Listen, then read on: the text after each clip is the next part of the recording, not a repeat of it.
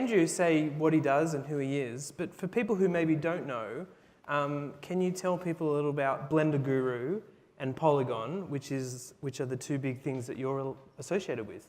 Yeah, sure. Maybe I'll poll the crowd. Who here has heard of Blender Guru before? Okay. Has anyone like watched my YouTube videos or? Okay. Wow. Okay, cool.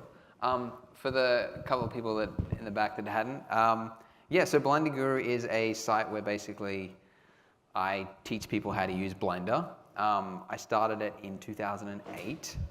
I was just like a hobbyist. I was like working as a checkout chick in Woolworths and like breaking brick on the weekends as like laboring jobs.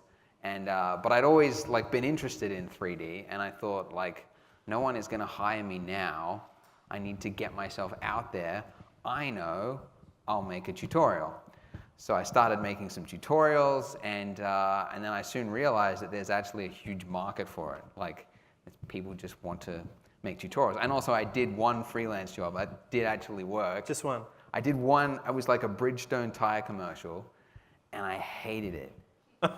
I hated it because I realized for the first time ever that the thing that I enjoyed about 3D was that you get to play God. You get to make whatever you want. Yeah. And then when you're working for somebody else, and you're no longer in control. That whole fun aspect was removed for me, and I just felt like if I just keep making tutorials, I can keep doing whatever I want to do. And yeah, so anyways, so that's the sort of the history of Blender Guru. Now I just run this YouTube channel, and we just started a YouTube series where I interview people in LA, funded by the Queensland government, who for some reason has shown an interest in YouTube, because the agricultural industry is like dying. So they're like, YouTube, here's some money. Oh, that's cool. It's really weird. It's weird. But this anyway. is like first class flights to LA and all that sort of thing, right? Not quite. It's budget, but right. Yeah. So that's Blender Guru. What Yes. about Poliigon? Yeah, and so Poliigon was a website that I came up with, because like in every single tutorial that I made, I'm like, okay, so now we need to get some textures. So of course we use cgtextures.com. Now it's been renamed textures.com. Anyone use that website, textures.com? Right, like 5 years ago, that was the only website for textures. And I actually don't like it because they have a huge volume of textures, yet every single time you download it, you have to convert it into your normals, your displacements, your glossy, your reflection maps. And I realized, like, why isn't this just provided with the website? And some of the textures are blurry, and I'm like, the lighting is wrong, and I'm like, come on, we can do better than this. And every tutorial I was doing, I was promoting this website, giving them free stuff. And I'm like, I've got 200 textures in my library, I'll just start my own website. And so we created Poliigon with the idea that we give you all the material maps included in it. I didn't realize how expensive it would be to create a texture website. Just as a ballpark figure, 200, 300 grand to get it off the ground.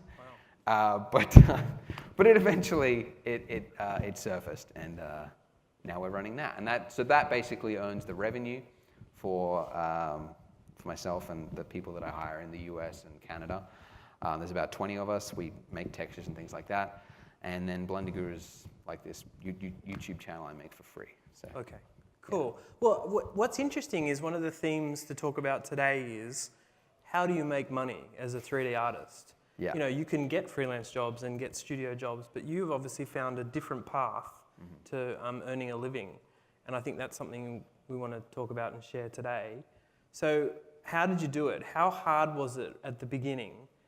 You know, you just mentioned 200 to 300 grand to do Poliigon, but how hard was it at the beginning to get something up and running, and what did you do to support yourself when you were starting that? Yeah, for sure. It's something I'm quite passionate about. It's like helping people realize that there is a completely different market out there, like a different way to make money today as a 3D artist. So hands up, who here are students? Okay, yeah, probably about 50%. Who here is like currently earning a living through 3D? Okay, a few less. Yeah, who here has parents that are like, when are you going to get a job or make some money in your life? Okay, right. So we hear a lot like, yeah, if you want to, have a job as a 3D artist, you've got to have clients, you've got to be either a freelancer, work for yourself, or you've got to, get hired by a studio. But there's this other area which has over the last couple of years sort of come into light, which is you can make stuff and then sell it to other people. So for example, you could make a model, you could make a texture pack, you could make whatever. Anyone see that sort of stuff on like Gumroad? See Gumroad purchases? Yeah, making tutorials. It's a very viable way to make money today. And so as an example, so we created a pack of grass models, which is just little grass things. And I put together this marketing video explaining why it looks really cool and why you should get it, whatever. And it was made by because I don't like to do the stuff myself, I just hire other people to model it. And it was very cheap to produce. And now you could just put that up on Gumroad, honestly. You don't need to, the biggest cost myself is the reason Poliigon cost so much to get up was web development costs. And hosting. Web development, that. Today, all you need is Gumroad. You don't even need a website. If you've got a good ArtStation account, you can post it up on there. But if you needed a website, then you would just use Squarespace. Anybody use Squarespace, by the way? I love Squarespace. We literally went the other day, Blender Guru used to be developed by us and hosted on private hosting, that kind of thing. And it was costing $3,000 a month, as well as hiring a developer to make sure that the bugs were squashed, because every time WordPress updates or whatever, you've got to go through and fix everything. $3,000 to $4,000 a month to run it. We switched to Squarespace. It's better, it's faster, and it's $20 a month. Yeah, right. So anyway, so today, if you were wanting to make money in assets and things.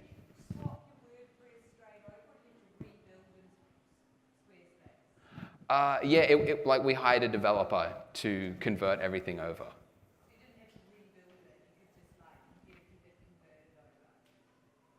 It was a whole conversion process. Yeah, no, so it did have to be. Yeah, but Squarespace has all the templates that are expertly designed, and they've got 1 million users, so they can offer extremely marginally low prices that nobody else can, because they've got this huge user base that is using their platform. So you can essentially get a website which traditionally would cost $5,000 or whatever to develop at just razor thin prices. I don't know. Yeah, no, that's a good question. I don't know. I mean, unless... I think Kristen needs a consultant. Yeah, I don't know. They got chat on their website. You can just... Yes, for sure.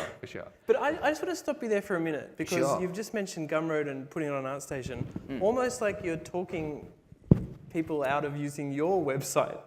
I mean, obviously you've created a community on Poliigon and Blender Guru, so that's the reason people go to the site. Yeah. I mean, and there's also obviously a community on ArtStation and Gumroad. But how did you start to build up that community on both those websites that you Yes, yeah, so that's very important as well. So you've got to have, if you just come out of nowhere and you're here's some models. Yeah. It's, unless it is a killer product, it solves a very real problem that a lot of artists have, and you've got I don't know, really stellar marketing video or whatever, it's unlikely to spread that well. And of course you could do Facebook marketing, Instagram, whatnot. You could do that. But I personally think it's good to build up a community first. How did you do that? So the way I did that was the tutorials. Right. Yeah, so basically having that community of people that already watch my stuff, they subscribe to me so that they would get the tutorials. Yeah. And sorry to dig down on it, but yeah. how did people find out you were doing these tutorials? Okay, yeah, so in the very early days, I would just post it on forums. Right. So that's free marketing, I guess. But I would, if I made a new tutorial, the Blender community is very tight-knit. And honestly, the 3D community as a whole is very tight-knit. So it's the same if you started a ZBrush tutorial website, right? If you went to ZBrush Central, I'm not a ZBrush user, that's the one, right? Central? Yeah. Yeah. I know what I'm talking about. If you went there and you just posted and like, hey, this is this tutorial that I made that helps you solve a problem that a lot of artists have. Like, let's say it's like topology or like modeling a face, whatever, sculpting a face in ZBrush. Like, if you release something like that, people are going to like it. So if you post it on a forum, it's free, it gets it out there, and you're going to get very quickly subscribers. Like, I mean, so the one thing is you have to think about like delivering value to people, both in your product, if you were to sell something, as well as the free stuff, the posting tutorials and things like that. Is this making any sense? Yeah. I'm sorry if I'm To just me, like just rambling. But well, I guess what I'm trying to see if we can help communicate is Sure. you really did start from nothing, right? And you've built yeah. this up, and you really have a lot of followers on YouTube. And I think some people here have probably got the ability to make great content. Sorry, I think everyone here has the ability to do that. Yeah. And I mean, my own experience is sometimes you make this content and write this article and no one reads it, you know, Right, yeah. for lots of reasons. So I think an interesting thing to talk about is how to proliferate, you know, your content out there. Yeah. And I think you're right. I think Blender and the 3D community is strong, and if it's good, people will watch it. Yes. But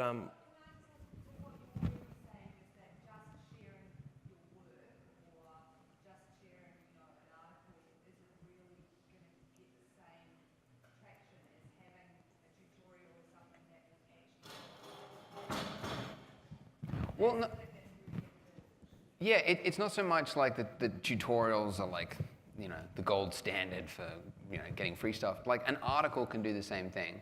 So I released an article, posted it on Blender Guru of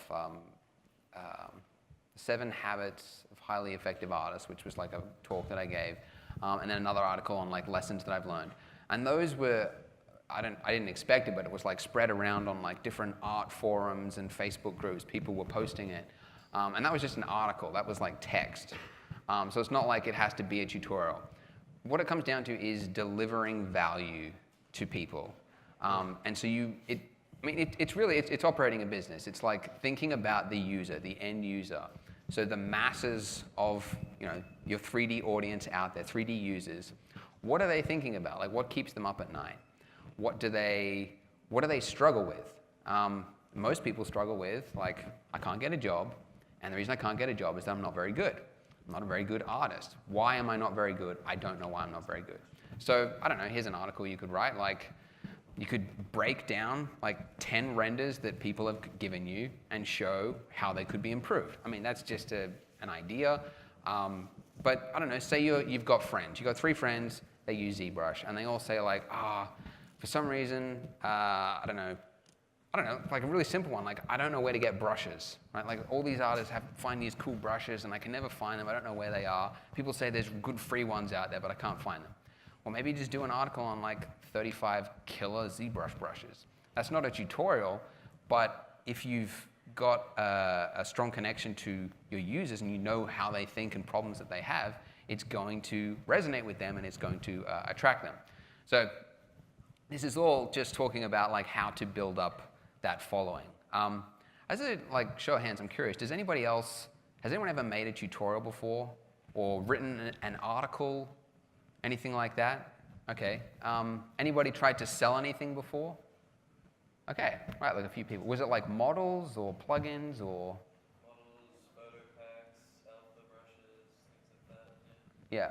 And how did it go? Did you get? Yeah, pretty decently. I Yeah. leveraged my ArtStation followers on that and just spread it around the forums, like you said. Yeah. Reddit is like awesome for that. Reddit. Yeah. Yeah, I love Reddit. really? Yeah. Okay. Yeah. I want to ask something as well in relation to doing tutorials and writing articles and just your YouTube page, YouTube site, because you're on video.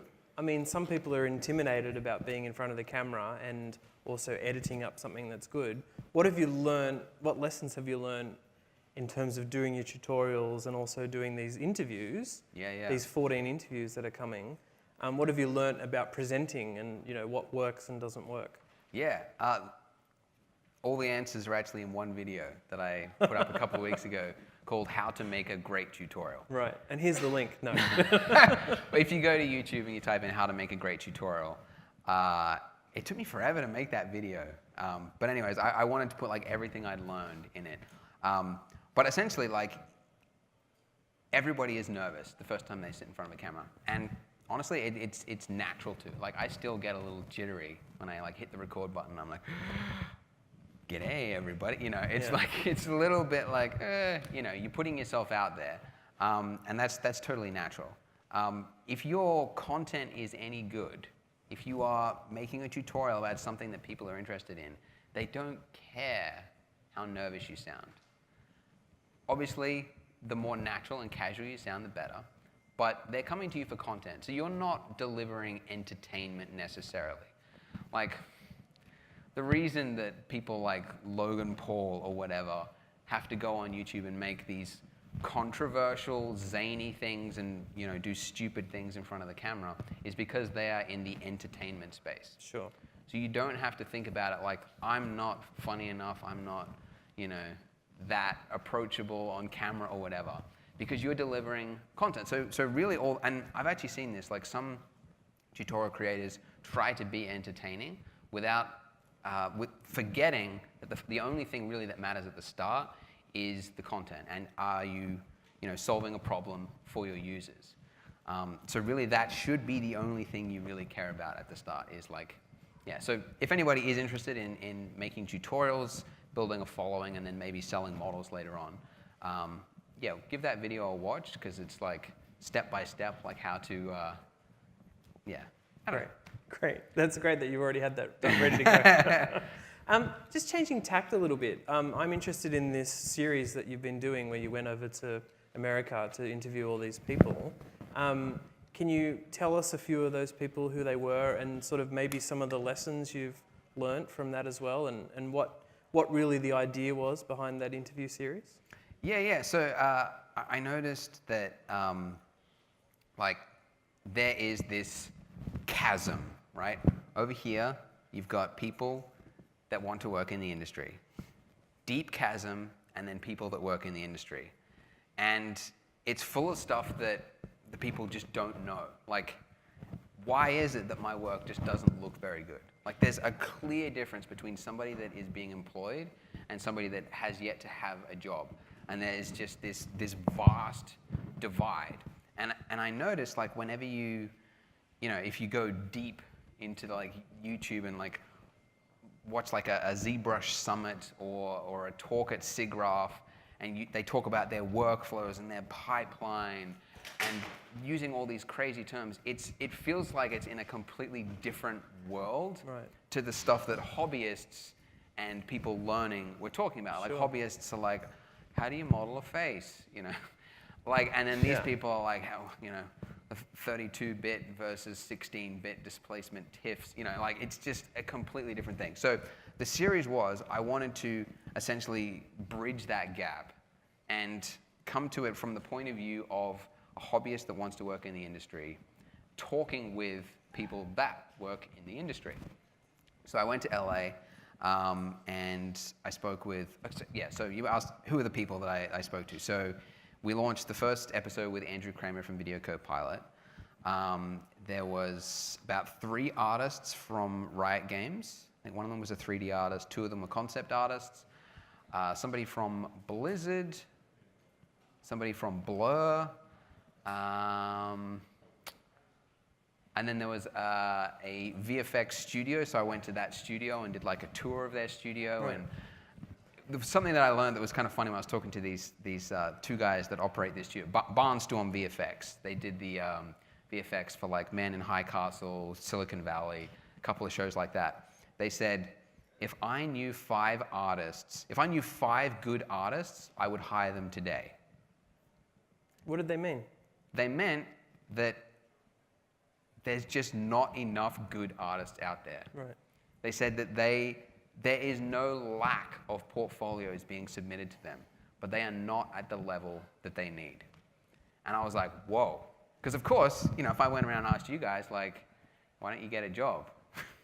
You would be like, I can't get one because there's none out there, or it's too competitive, it's too saturated. And it's just that studios have the opposite problem. They say there's too many people, but not enough at the level that we require. And so that the stuff that is in people's portfolios just isn't what people are actually, the people that are hiring are actually looking for. Yes? Yes, thank Love you. a question. What is the level? Where is the bar raised to, right, say?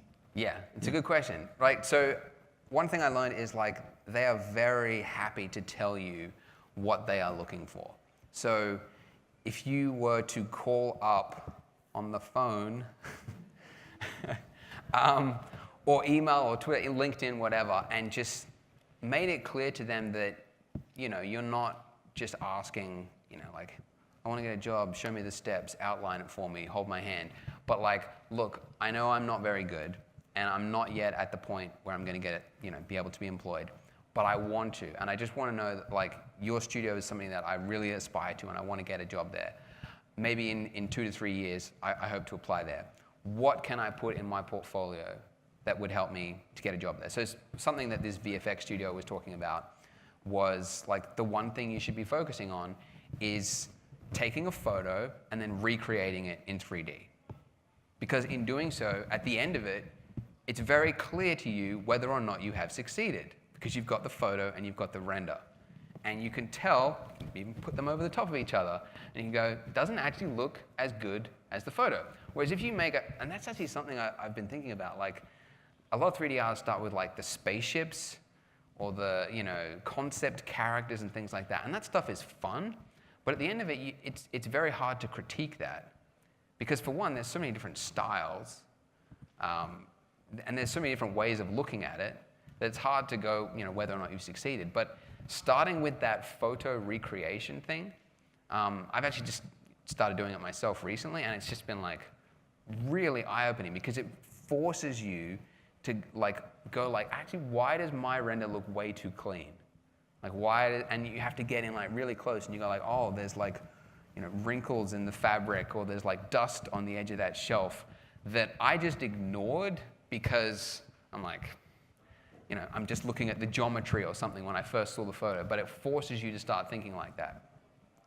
Something else he mentioned, like put a 3D model, so record some video footage, I don't know, you standing on a balcony or something like that, and then put in like a CG dishwasher or a washing machine or something next to you, and make it look like it's a part of the frame.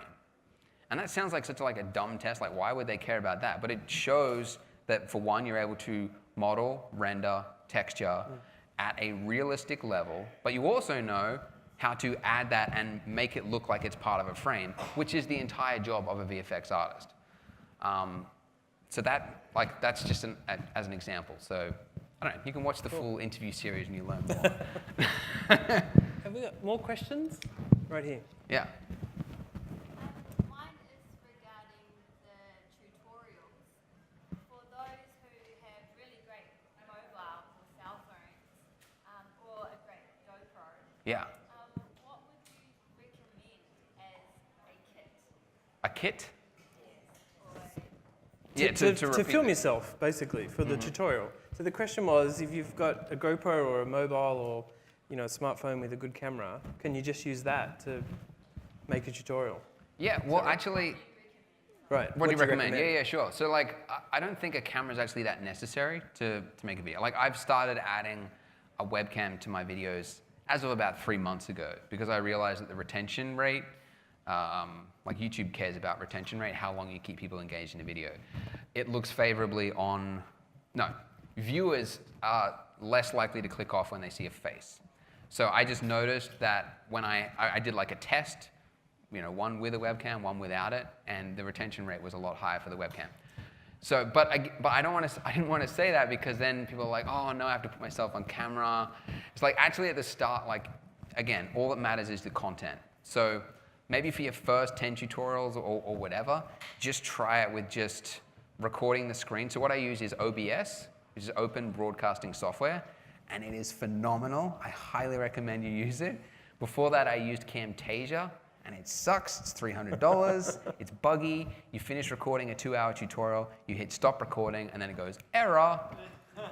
No joke. That's happened like 5 different times. No. And you're swearing, you stupid mother, you know. Anyways, OBS, it's like free, and then you can edit it. I use Premiere. You just edit it with that. So all you really need is a microphone. So actually, if you watch that video, how to make a great tutorial, I show you 3 different microphones that I recommend. Like the Snowball is like the cheaper option, but it's pretty solid. And then there's a middle option and then a top grade option. So I provide that. Yeah. Yeah. Cool.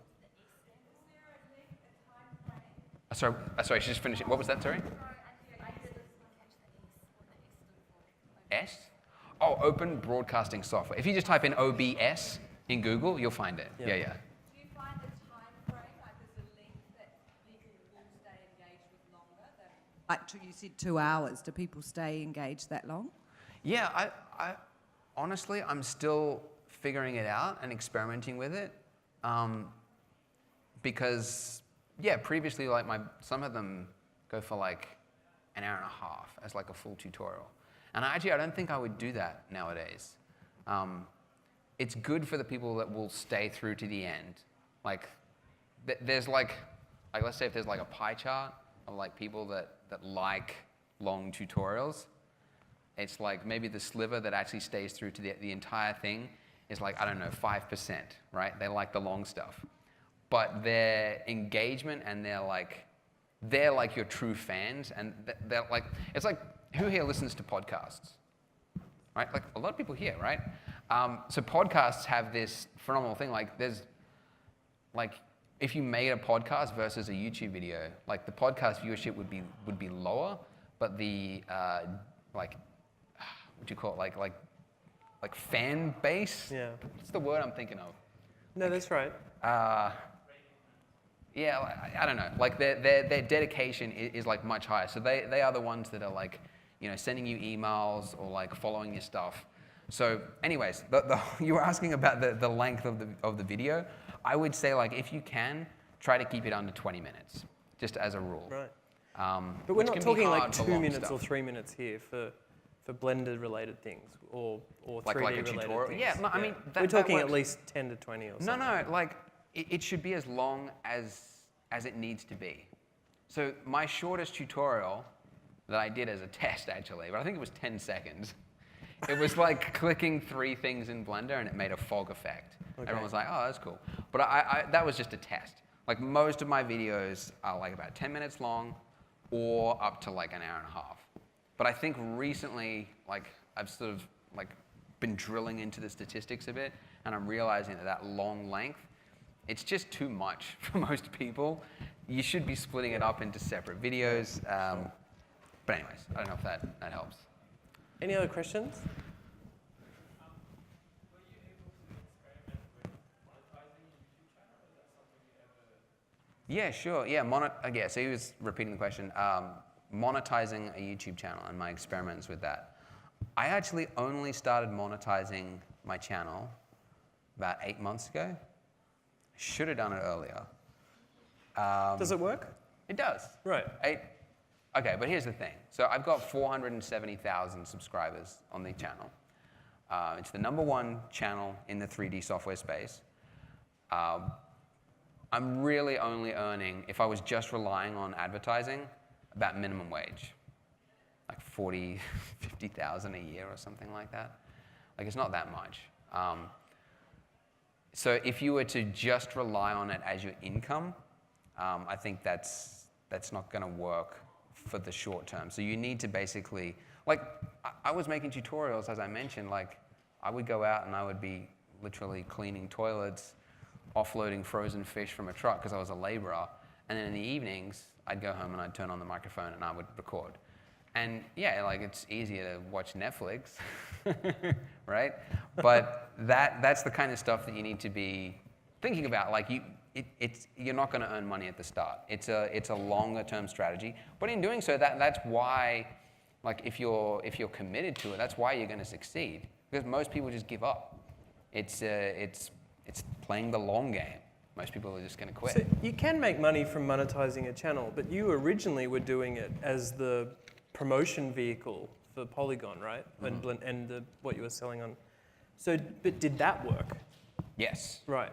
Yes. Okay, so that's the thing. So I wouldn't recommend relying on YouTube advertising because it's not enough. Instead, what I would recommend doing is doing some free videos to start to grow up a, they call it pillar content, where you're making a video that honestly could be sold for, let's say, $20.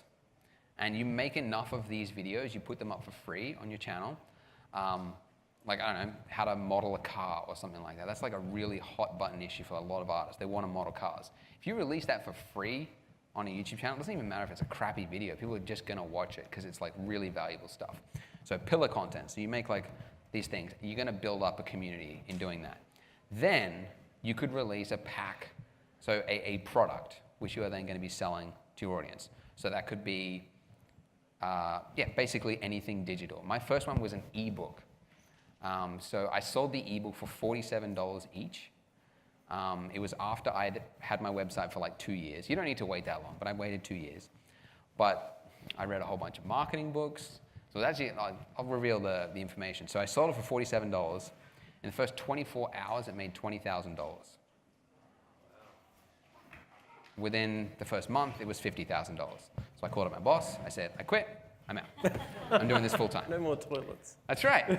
And so that was one product, an ebook for $47. And the ebook was it's called the Wow Factor, and it was like how to make like cool effects in Blender, like glow, anamorphic flares, depth of field, that kind of stuff. It was like just like a tutorial book, like 100 pages long. So that's an example. But I would say, like, if you're thinking about making money, like selling these assets, these things, and this is like a thing that I get really annoyed by. Like, I see a lot of artists putting their effort into things that aren't problems. Like, I run like this meetup in Blender, and there was a guy there, and he had spent 2 weeks building a model of a telescope. And it was like a beautiful looking telescope. It was rigged. It had all the little nuts. It had, tripod legs that go up and down. It was like this amazing thing, and he was selling it for $10, and he said nobody's buying it. And I said, it's because nobody needs that telescope. Yeah. Yeah. Like, who needs that, right? It doesn't solve a real problem. So the grass one I released specifically because I knew as an artist that is a problem a lot of artists have. They want to make grass in their scene. They want it to look realistic, but the particle system, it's too finicky. You got to deal with strands. It's slow rendering. It's all this kind of stuff. So I'm like, make a grass pack. So that one, I think over its lifetime, again, I'll just share some money stats with you. It's about 300 grand. That one, I think we sell it for like $84 or something. It's a pack of like 20 different grass things or whatever. But that's, again, with a large following on YouTube established already.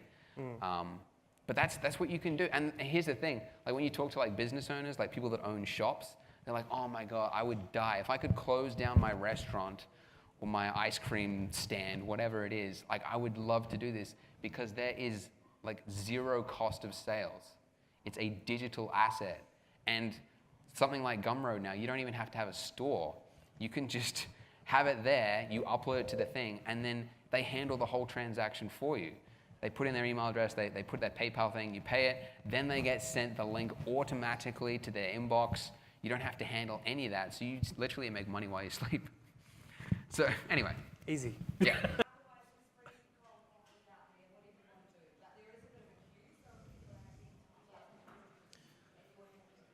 Okay. Awesome. We're Yeah. just all learning how to get rich in selling So, assets. my biggest question, you've got pretty much the biggest YouTube channel in the CG industry. Now, my sort of consensus on why that is because I feel like people don't just come for the CG tutorial side and the problem solving. I think they also come for the standpoint of your personality. I think like some people relate to you. Would you kind of agree with that stigma? Because like, yes, it's not entertainment, it's information, but they also come to you because it's you. You're the Blender guru. You're the Blender guy. Yes. I would. Yeah, I would definitely see that. That's a big part of it. I don't know, it's being recorded.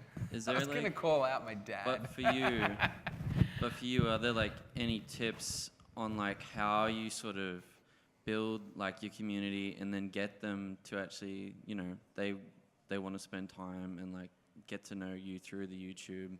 Like, Yeah, sure. Like, I think that honestly, that naturally comes from having an interest in your user and you really wanting them to succeed. Not just say, you know, here's a, you know, okay, so I use the car tutorial as a thing. Like, yeah, people will watch that. But if you're just like zooming through it and you're like, all right, yeah, so I cleared the NURBS on this, I don't like the UV unwrapping, so I just redid it, you know. And I see a lot of tutorials actually like that, where they're not actually trying to help users understand it so that they can do it themselves. There's a quote that I sort of like, I've stuck up on my wall.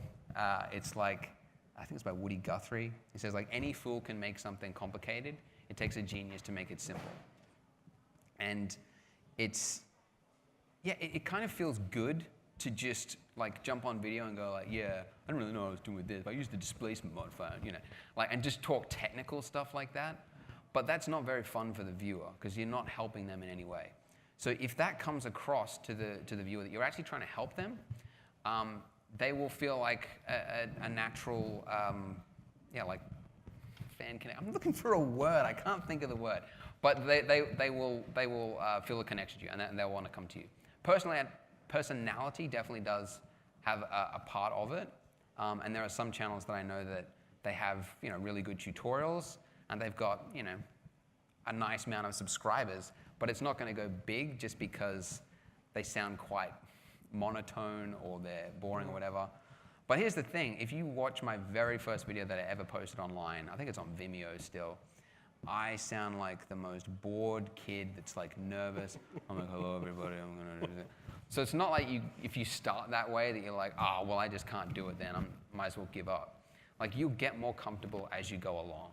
So don't feel that, like, because you don't have that, I don't know, charisma on camera yet, that you're never gonna succeed, because you can grow into it. Yes, sir. I have a quick question before you start. Sorry. Go. You mentioned before you were busy on forums and have clearly created the engagement with YouTube. But do you spend a lot of time on Twitter, Facebook, Instagram, social media getting the word out? I don't think you do, but maybe I'm wrong. No, I think it's a con. Right. I think That's social interesting. media is. I was thinking about this the other day, and there was somebody who put it.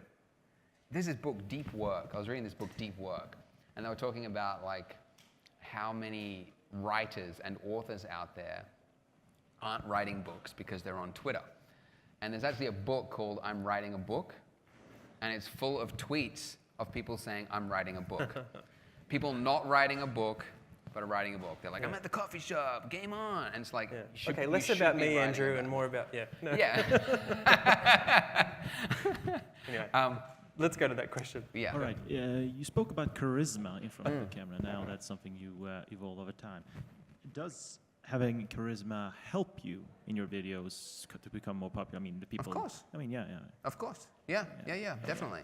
In a particular example that you really like, oh, that video is the funniest one, or you know, the one that you just thinking about that just makes me feel everybody has a totally different view on it. Like, okay. Who here has seen like a gamer's YouTube channel and found them totally obnoxious, right? But then they got like 6 million subscribers in the last month or something, right? So there's a market for it. Some people find stuff like really authentic and like, that's the guy that I go to. Other people don't. So I don't like the forced, you know, that kind of thing, but other people do. So my examples, you know CG Prey? CG Prey, anyone know that channel? It's a guy, and he makes like educational, not related to CG. I think, you guys know what I'm saying. It's like got 12 million subscribers. Damn it. He makes videos on these things and like, but the way he explains things. See, GCD, dang it. Anyways, it's a huge thing. What's one of his videos? Oh, he did one on humans need not apply. On like AI taking jobs, and it's got like millions of views. Oh, come on. I can't believe no one here has seen that video. It doesn't matter, man. But okay, As if long you as type in humans need not apply, you'll find his channel. And the way he explained things, I find to be personally really Excellent. cool. Yeah, that's Cool. my example. Another question. Yeah. Although you're online, you've been to these events, CG Future events, and Gnomon things. Do you still think, having face-to-face interaction is a really important thing? In terms of learning and in terms of... Does attending these events Yeah. help you learn? Yeah. Like the CG stuff? Yeah, definitely. That's, I remember years ago I read this quote that said, where you are today and where you will be in like 5 to 10 years from now depends on the number of books you read and the number of seminars and conferences you attend. Maybe thinking back on it, maybe he was being ironic or like making a joke. I don't know. But as a little kid, like I ate that up and I'm like, I got to go to events and things like that. And I remember I once, when I was trying to find a job, when I was smashing bricks, I called up some VFX studio and they were like, most Australians just don't travel. So if you can like travel, go to LA and go out there and visit these studios or go to these events and conferences, you're going to put yourself above most people. And I'm like, all right, write that down. So then I've been to the Amsterdam conference that they have for Blender every year. And then 3 SIGGRAPHs, LA, Vancouver, those things. I personally, and I don't want to, I think what Kristen's done here is like phenomenal. I'm not just saying this, but I like going to SIGGRAPH one year cost me $10,000. Yeah. Because it was paying for hotels on the other side of the city. I didn't know how big LA was. Like renting a car, it just mounted up to be way more than I ever expected. And I didn't learn that much. SIGGRAPH is so big and it's so expensive, like $2,000 tickets to get to the full thing. You miss half of it because they're in other rooms, they put them on at the same time. Yeah. And then I came away from it with, book a few notes here and there. But then I came to this event like the first year and I learned more at this in Melbourne and it cost me $300 flight and an Airbnb or something. And I learned way more here than I ever did at SIGGRAPH. And I'll add to that. I think you learn a lot here, but also there's this community, like direct engagement. And I'm sure you don't mind if people come up to you after this and ask you lots of questions. That's right. I've been seeing it all morning. Like the speakers, I don't know if people have seen, like this semicircle of people surrounding them. I love it. It's incredible, isn't it? Yeah. All right, I reckon one more question. I was just thinking that you should tell everyone about the April Fool's tutorial you did, because somehow that was the first one I saw you do in video, and I was like, this is weird, because I'd read your tutorials, and then you did that, and then there was like some... Was it the one on how to make a Pixar character? Yeah, and then I think some guy like started thinking that you were taking the piss out of him. Oh yeah, so I made it as an April Fool's joke. I made a video called How to Make a Pixar Character. And it was like, start with like a cube and then you subdivide the cube and then put these like 2 holes there, put the eyes there. And then it was like, and anyway, you work a little bit more on it. And then I jumped to like the finished result, which was this thing. And I did it in like this totally monotone flat, like trying to do the worst tutorial ever made. With like a fan hissing in the background and everything. The sad thing was like, I made that because I lived in Korea for 3 years because my wife's Korean. And so my mum watches my videos because she's like, what's Andrew doing? I'll watch his videos. And she saw that and she thought like I had like a mental illness or something. So she called me up like crying, like, is everything okay? I'm like, Mum, it's April Fool's, got ya, zing. But yeah, and then there was somebody who thought that I was imitating his voice because he has a very boring voice. I don't know. That's just what happens. That's hilarious. Yeah. All right. Yeah. Well, I think we're going to wrap it up. Can you guys please thank Andrew for coming along?